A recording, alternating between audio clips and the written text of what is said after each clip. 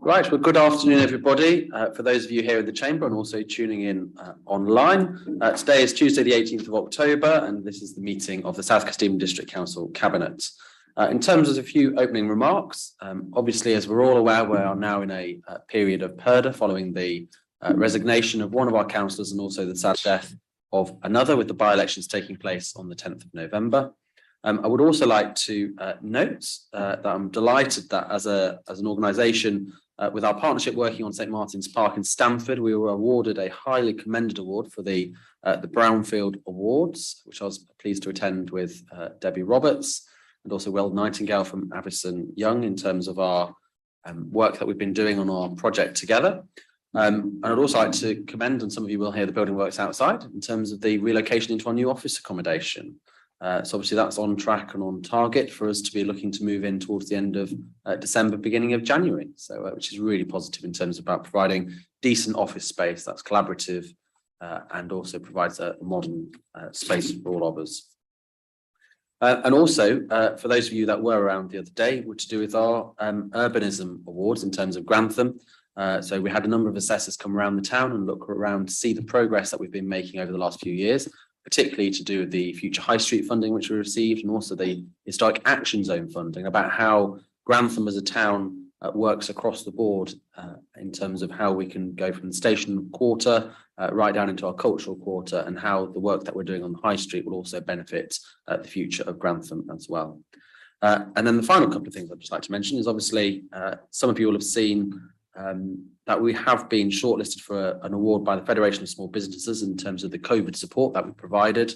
As many of you know, we were one of the fastest district councils in the country at issuing our business grants, and it's great that we've now been recognised by the Federation of Small Business, and we'll wait for the awards evening on that.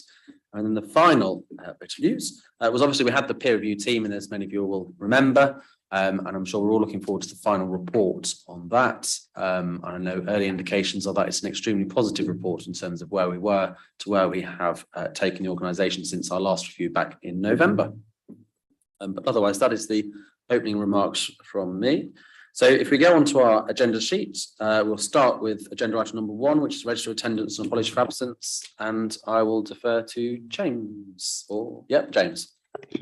Thank you, Chairman. I've got apologies from Councillor Rosemary Trollope-Bellew, Councillor Mark Whittington and Councillor Linda Wootton. If I just do a quick roll call, Councillor Callum Cook, Councillor Adam Stokes, Councillor Annie Mason, Councillor Robert Reid and Councillor Nick Robbins.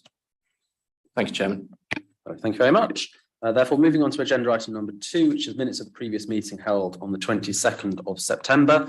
We'll go through them on a page-by-page basis. So page 3, 4, 5, 6, 7, 8, 9, 10, and 11. Do you have any comments or clarifications on those minutes? No? Do we have a proposer for those minutes, please? Councillor Mason and seconded by Councillor Robbins. All those in favour, please do indicate. Thank you. And any against? And any abstentions? For those not present?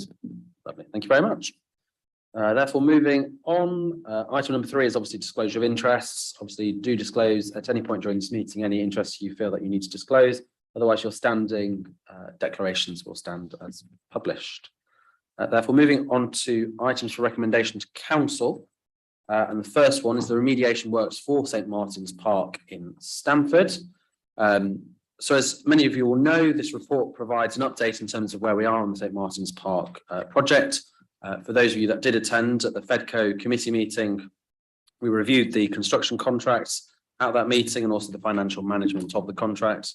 As some of you will be aware, there was no contingency in the original contract sum of the 1.3 million with GF Tomlinson's, and there have been additional unforeseen surveys and works that have been required to be undertaken, amounting to the value of £192,000. And obviously those additional works are included in the report before you.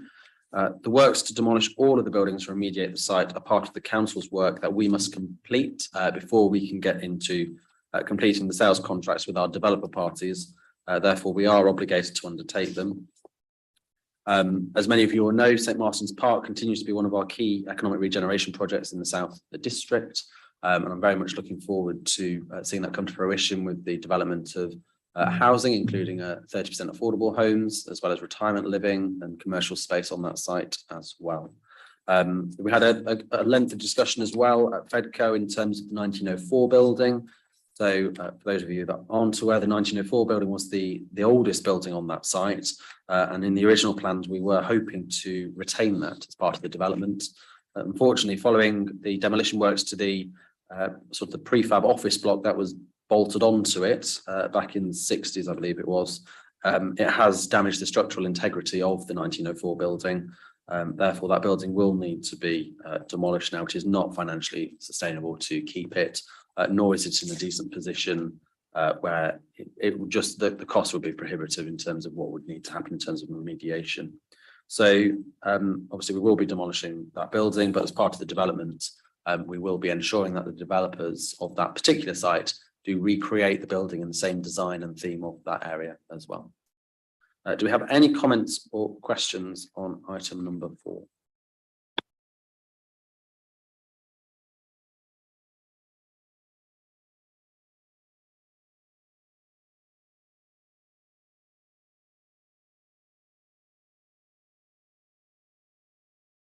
But if I press the right button.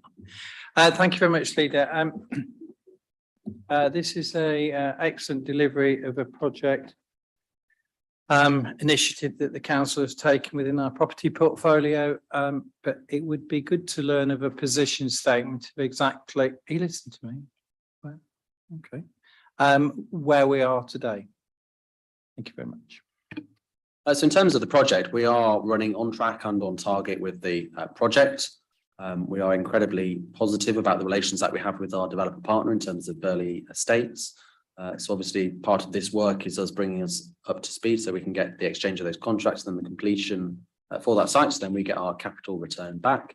And this will have additional benefits for the wider part of South Kesteven, particularly in the south of the district, for that economic growth, particularly around grow on spaces and also supporting those investors and entrepreneurs in actually establishing their businesses in the south of the district. And we know that land is at a premium, but as well as providing 180 homes that are good quality and the affordable elements as well. So I am incredibly pleased where we are. And, you know, as with any development project, I'm seeing costs do come forwards, and that's what we're here to discuss today. Do you have any further comments or questions?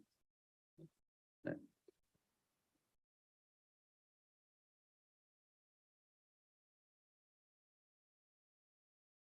So just for noting, so obviously we've got the recommendations on page 13, and obviously the second recommendation does require rewording, which I will propose to say that the Cabinet recommends to Council to approve the budget of £192,630.23 to be met from the reserve for the additional expenditure in the contract with GF Tomlinson for demolition. This amend is required as the value is above the amount that Cabinet can approve for in-year budget changes. So do I have a seconder? Thank you, Councillor Stapes, and all those in favour, please to indicate. And that's unanimous. Thank you very much. Therefore, moving on to items for Cabinet decision, which are key. And the first one is the housing compensation policy. And I defer to the Chief Executive on this item, please.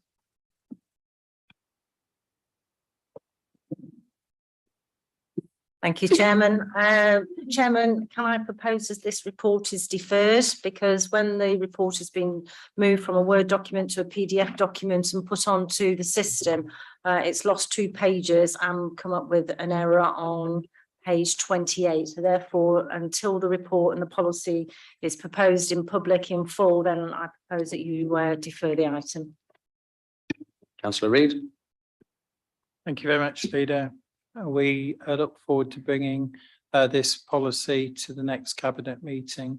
Just as the Chief Executive said, sadly there's been an IT glitch. The information we do have, it's just sadly not printed and it's not there for the public to see either. So we will be expedient as we can, like the next meeting, please. Thank you very much. Therefore, that item is deferred. Therefore, moving on to agenda item number 6, which is the housing recharge policy, and I will come to you, Councillor Reid. Thank you very much again, Leader. So We have today the housing recharge policy, which sets out the clear guidelines for recharging on works to tenants, usually after the vacation of their properties. It's works that is not within the council's responsibility as a social landlord and is consistent with the tenancy agreement. Some examples of what these works could be replacement keys or damage caused to the tenant by the tenant to the property. These recharges are often highlighted during property inspections following the terminating of the tenancy. This would allow the council to recover the costs from the damage done to the property during the tenancy. And it is fair to say in introducing this, we usually do a pre-inspection so that tenants that are going to vacate are given as much warning as possible to anything that falls into this category. In certain circumstances, a recharge would not be appropriate, and the recharge of these works could not be taken forward in special circumstances. And I think they are made examples of throughout the report itself. And it makes it sometimes a little bit more difficult to comprehend. I urge Cabinet to consider the implication of the policy and to allow the recovery of the cost of works and to provide clear guidance for us all. And in opening up for questions and indeed debate, the reason we're bringing it here today quite simply is because the current recharge policy is no longer fit for purpose. Thank you. Thank you very much. So I'll open it up for questions and debates. Anybody like to start us off on this one? Councillor Mason. Thank you, Leader. Thank you very much for that report, Councillor Reid. I have got several questions, Leader. Can I ask them one at a time? Thank you very much. So it talks about training for the staff, staff policy for training. Can I suggest that the Employment Committee is tasked to actually develop this training policy, please? So yes, in partnership with our officers, I'd be happy for the Employment Committee to look at that training need. Thank you, Leader. On page 52, 0.6.1, it specifies that the policy was subject to a consultation to the council's website. Can you just explain to me how the consultation was communicated with our tenants, please? And are we confident that we've done enough? Thank you.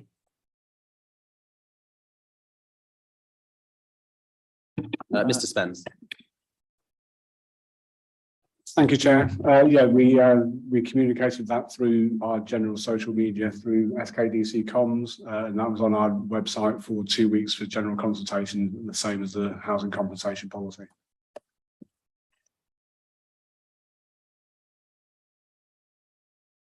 If I may come back first, I'm sure Councillor Mason will do as well. We are mindful of those tenants that don't use IT or aren't or read social media, and indeed those tenants, particularly in our sheltered housing schemes, that often need support. We do hold in all of our 30 sheltered housing schemes meetings, some of which I attend across the district, and we are mindful that these implications should be agendaed across our district verbally as well. Thank you.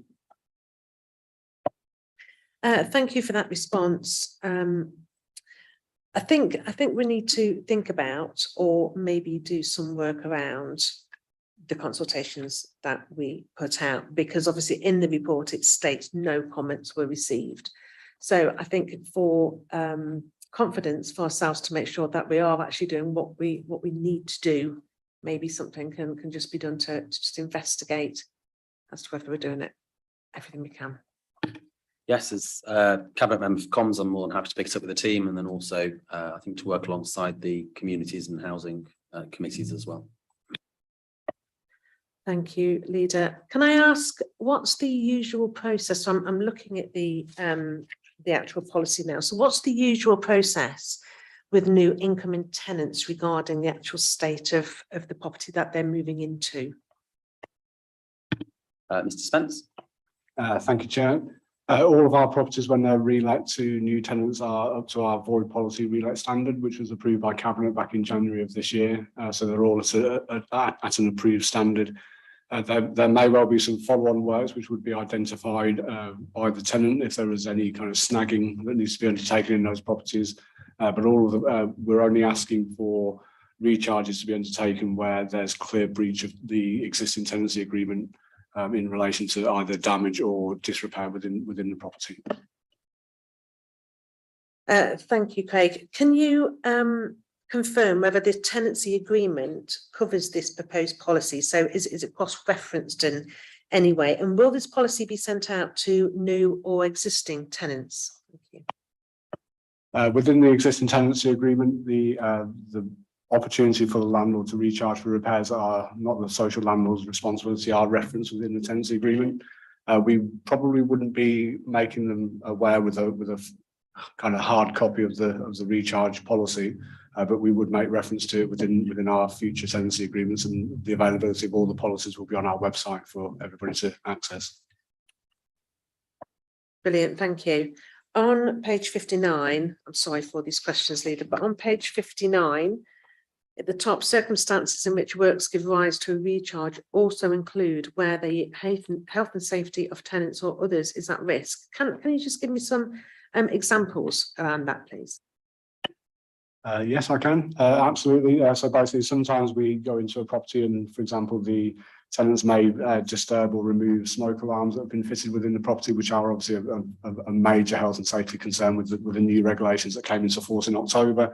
But also we have had instances where we've had electricity supplies interrupted or kind of tampered with, which then allows for the possibility of fire. So where we're having to bring in specialist companies to reconnect electricity supplies in a kind of compliant manner, those types of recharges would also be applied. Thank you for that clarification. On 6.7, can we be clearer in this sentence, like who actually makes the decision under the discretionary circumstances? Please, thank you. That's on page 59. Yeah, I can answer that one. So basically, that would be the head of service or myself as assistant director, and if I'm not present, it would be the director of housing and property. May I suggest that that's actually specified under point 6.7, just for clarity, to be clearer, please? Yes, more than happy to include that. Brilliant, thank you very much. On page 64, I think you'll be pleased that this is the last question, Chairman. It states that, so this is under point 3, it states that tenants are leaving properties in bad repair when they're leaving the properties. Can you just explain to me what the process is when a tenant vacates a property? You know, is a visit undertaken with the tenant to agree what work the tenant needs to do? You know, because quite rightly it says here that you know, it's impacting on public spend. It's costing the council money, which is why this policy has been put in place. So I do applaud Councillor Reid and his team for putting this together. But can you just explain to me what the process is, please? Thank you. Absolutely. So basically, we receive notice of termination of the tenancy generally within 4 weeks of the intention of the tenant to vacate the property. At that point, we book a pre-termination inspection in with the housing officer. They'll go in and they'll do an inspection of the property and raise any concerns they have with regards to items that need to either be replaced, where, for example, a tenant's put their own internal doors in that don't meet our standards. So they will be given that opportunity during that 4-week notice period to put those items right, but they would be informed at the end of that pre-termination inspection of any rechargeable works that are foreseen. Obviously, there may well be some hidden aspects, because obviously if we've got wardrobes in the way of holes in walls, for example, it may well be something that then is picked up post-tenancy. but they would all be backed up with photographic evidence from the voids inspection too. Thank you very much, Leader. I'm more than happy to second this proposal. Lovely, thank you very much. And just before I come back to Councillor Reid, I would like to put on record my thanks for this, and obviously it's a continued part of our progress in reforming our housing service for South Kesteven. And this policy is obviously one of the ones that needed refreshing, so I'm pleased it's here with us today. I know we continue to work with the housing regulator in terms of the regulatory notice, and hopefully it won't be too long until that is lifted, I think, from early estimations. So I'd like to thank you for all the work that's gone into this report today. Councillor Reid. Thank you very much. I think it also gives me an opportunity to reconfirm where we are with a aspiration that's very nearly become a reality for the first time, and that is that our housing working group and the tenants liaison committee are intending to meet together. So this is a good example of where we can publish the caution of tenants recharge policy.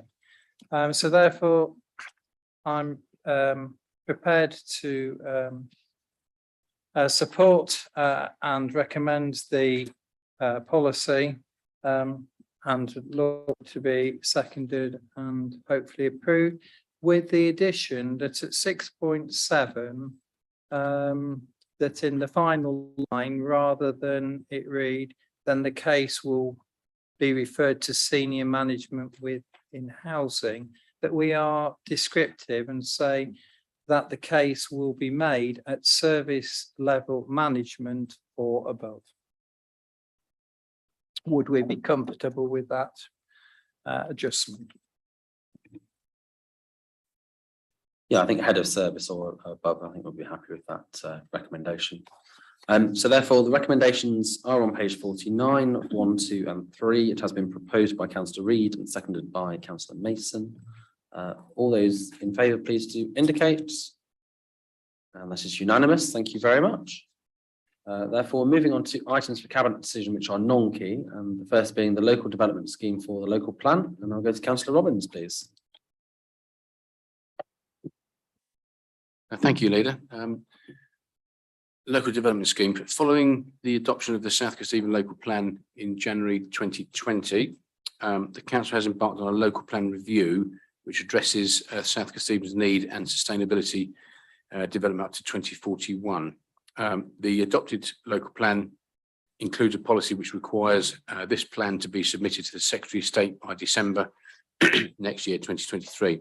Since the preparation started on the local plan review, there have been several factors delaying this actual review. The council is obligated to keep the local development scheme up to date to reflect any changes in the local plan's timetable. As such, the council has reviewed the local development scheme, ensuring that the new timetable for plan production is realistic and achievable. The revised timetable results in an overall delay of only 3 months, with submission now expected in March 2024. Whilst there are risks associated with the delay, the council considers them to be relatively minor. Public consultation on the draft local plan is now expected to commence in February or March of next year. So I request the Cabinet endorses the revised local development scheme and agrees to it being published via the council's website. Once published, the council will notify the Secretary of State through the Planning Inspectorate. All district councillors and the town and parish councils will also be notified.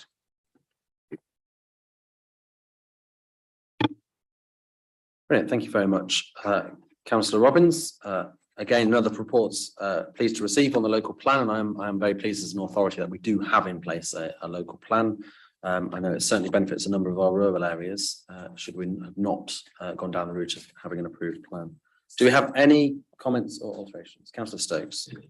Thank you, Chairman. You mentioned in your opening remarks that there's been delays. I'm just wondering if you can elaborate a bit further on why there has been delays. Thank you. Thank you for your question, Councillor Stokes. Yeah, the delays really have been obtaining the key pieces of evidence for to construct the plan. Village services and the facilities audit which came out, there was the site visits were delayed due to national lockdown. The Gypsy travel accommodation assessment The face-to-face interviews which were required and the site visits again were delayed due to national lockdowns. The local housing needs assessment were awaiting the release of the summer 2022 census data.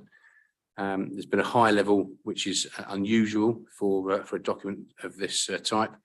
High volume of consultation responses to the first consultation of the local plan, which that required processing at the officers.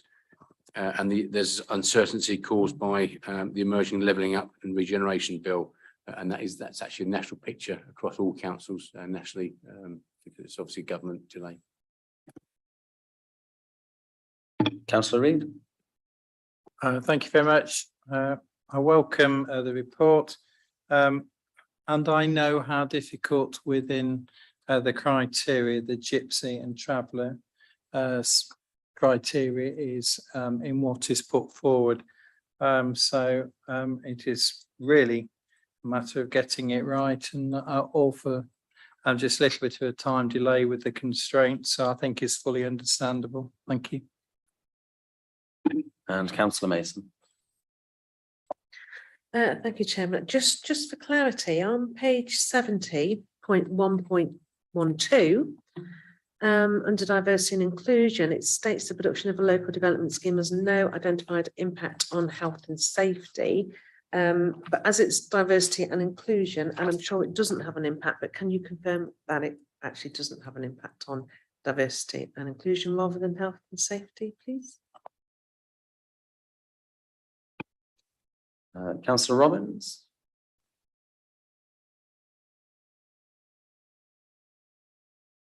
I think that seems to be a typo which we will have readdressed.